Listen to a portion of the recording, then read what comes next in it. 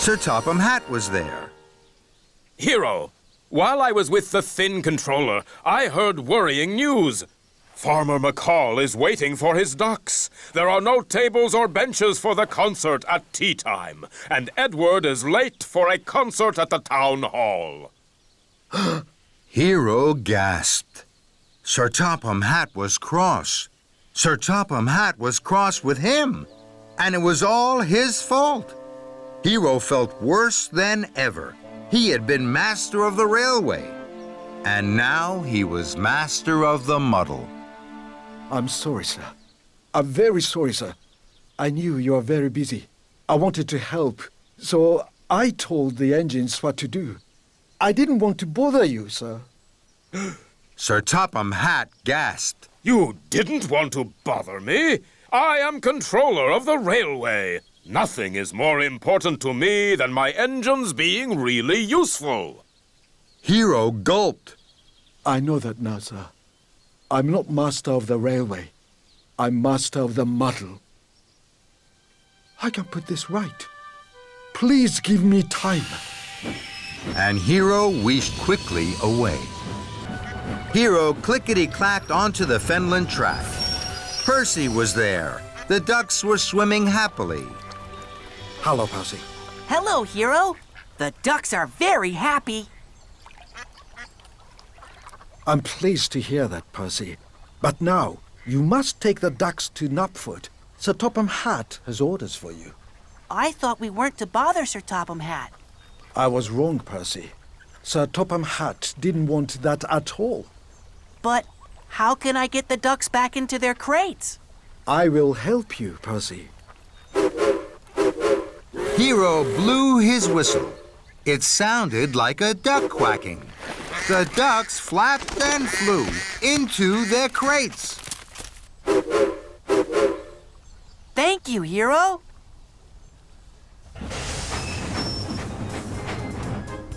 Later, Sir Topham Hatt had given his orders to the engines. Now, you all know what you have to do.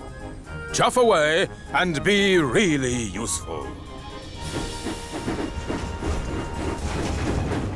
Hiro puffed forward. And what shall I do, sir? You, Hiro, will do what you have always done. You will be helpful, Hiro. Helping me. And nothing could have made Hiro happier. The Sodor Steamworks is one of my favorite places on the island. Today, I'm going to be in charge. That's a very important job, Thomas. Good luck. Thank you, Percy. And Thomas puffed proudly away to the steamworks and his new job. Bust my boiler and crashing coals. Kevin rocked and rolled into James. Mind my shiny red paintwork. James was so upset, he blew the biggest puff of steam he had ever blown. All over Victor. Victor had just arrived from the transfer yards. Now he was covered from buffer to buffer in twigs, soot, and straw.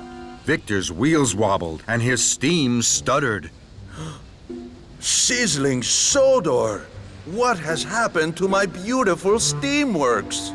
Thomas looked at Victor, and then at the mess and the muddle. Cinders and ashes. This is all my fault. No, boss. I mean, Thomas, I'm sure it's my fault. I'm sorry, boss. I did try to say, boss. No, Kevin. It's not your fault. I didn't listen to Victor. I didn't listen to you. And I didn't listen to my friends. I was too excited and too silly. I think, my friend, you are right. What will you do now? I'm sorry to all of you. Now I'll listen to you, and I'll make sure you're all fixed properly. So, Victor and Thomas went first to Spencer. I don't need checking from wheels to whistle. I need new paint for my scuffs and scratches. This time, Thomas listened. Don't worry, Spencer. You'll be sparkling silver in no time.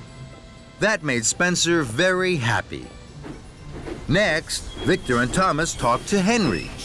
I have my special coal. but there's something wrong with my firebox. It makes me wheeze and sneeze. Don't worry, Henry. Your firebox will be cleaned. You won't wheeze and sneeze anymore. And Thomas was right. Pumping pistons. No more wheezes and sneezes. That's much better. Lastly, Victor and Thomas listened to James. I don't need a new funnel. I need my old funnel cleaned and polished. James, you will have the most perfectly polished funnel on Sodor. James's funnel was shining like the sun. James smiled from fender to footplate. Soon, all the engines were fixed. They were ready to be really useful again.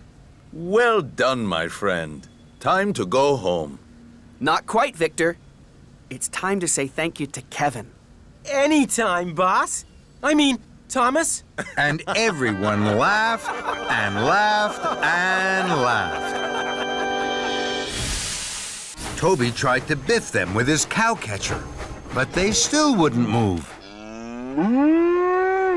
Oh no, Henrietta! I think we're trapped. Then there was trouble. Toby heard a noise that made his wheels wobble. Another engine is coming. They'll crash into the cows. The engine steamed around the corner. It was Thomas. Thomas was racing like the wind.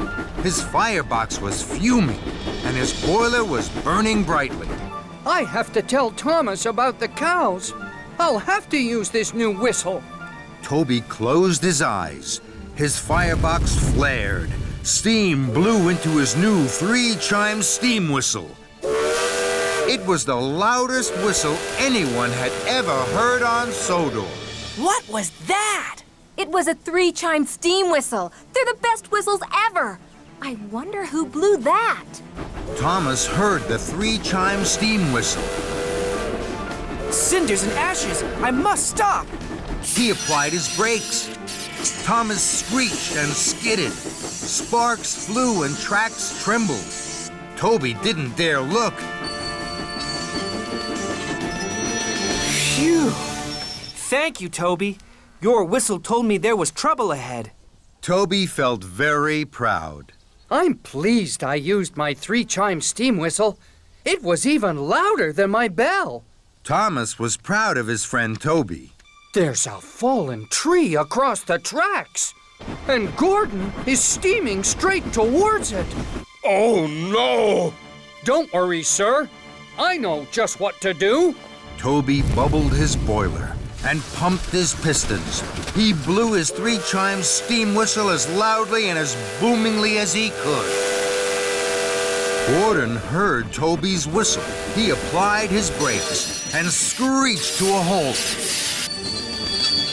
Toby, did you blow that whistle so loudly? Yes, I did. It was my new 3-chime steam whistle. For a steam tram, you have a lot of puff. Thank you. Well done, Toby. Toby couldn't have felt more proud. Good job, Toby. Toby was back at the steamworks. His little bell was ready. It glistened and gleamed as if it were brand new. Toby was happy. Bye-bye, big new steam whistle. Victor and Kevin had heard the news that Toby had saved Thomas and Gordon. Well, Toby, my friend, it sounds as if you had a very busy day.